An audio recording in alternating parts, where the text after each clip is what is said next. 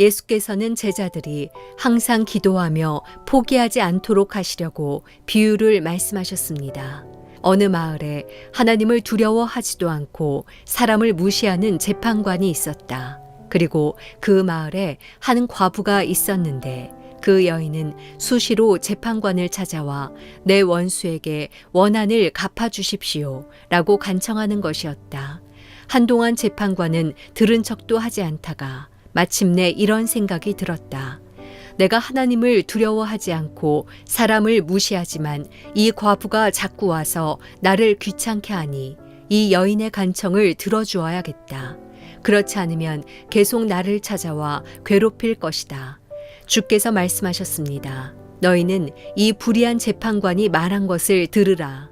하나님께서 밤낮으로 부르짖는 그 택하신 백성들의 원한을 갚지 않으시고 오랫동안 모른 채 하며 내버려 두시겠느냐. 내가 너희에게 말한다. 하나님은 속히 그들의 원한을 풀어주실 것이다. 그러나 인자가 올 때 이 세상에서 믿음을 찾아볼 수 있겠느냐. 자기가 의롭다고 생각하며 다른 사람들은 업신여기는 몇몇 사람들에게 예수께서 이런 비유를 들려주셨습니다. 두 사람이 기도하러 성전에 올라갔다. 한 사람은 바리새파 사람이었고 또 다른 사람은 세리였다. 바리새파 사람은 서서 자신에 대해 이렇게 기도했다.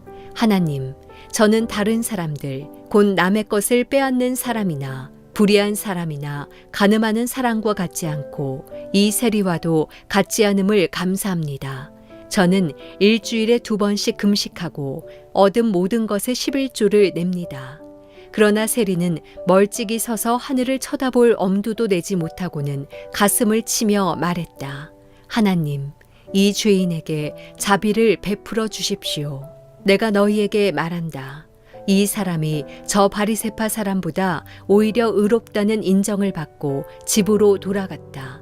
누구든지 자기를 높이는 사람은 낮아질 것이요 자기를 낮추는 사람은 높아질 것이다.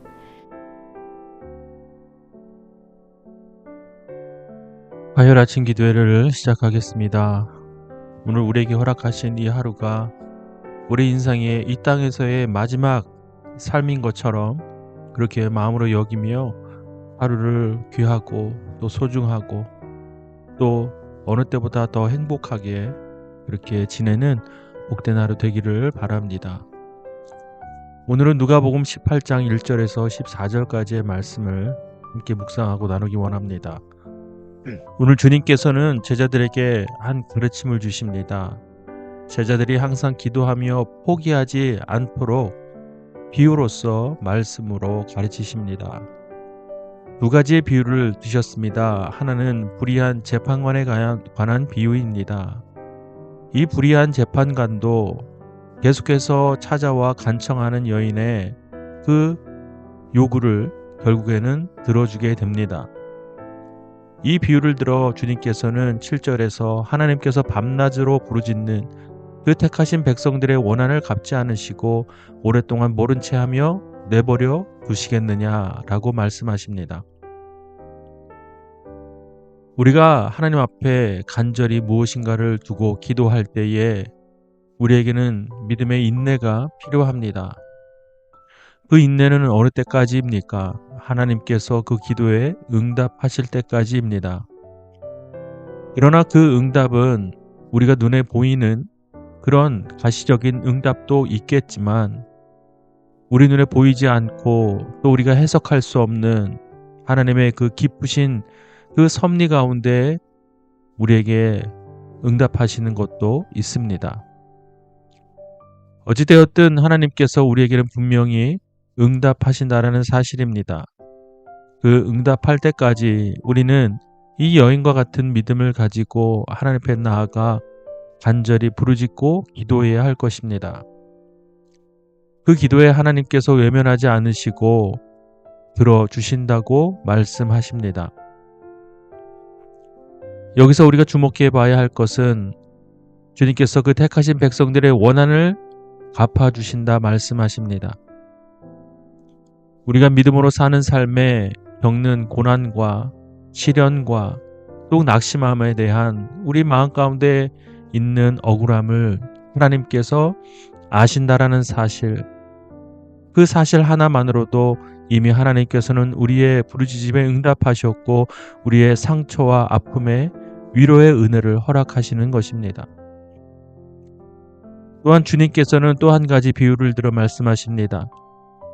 바리새인과 세리의 기도를 비교하며 말씀하실 때에 바리새인은 그저 남과 비교하며 자신의 의와 자신의 자랑을 앞세우는 기도를 드렸지만 세리는 하나님 앞에 나아가 자신이 죄인임을 고백하며 낮아진 모습으로 자기의 죄를 고백하고 용서를 구하는 기도를 드립니다. 세리의 기도에는 비교가 없습니다. 자랑이 없습니다. 자기의 의도 이제 남아있지 않습니다.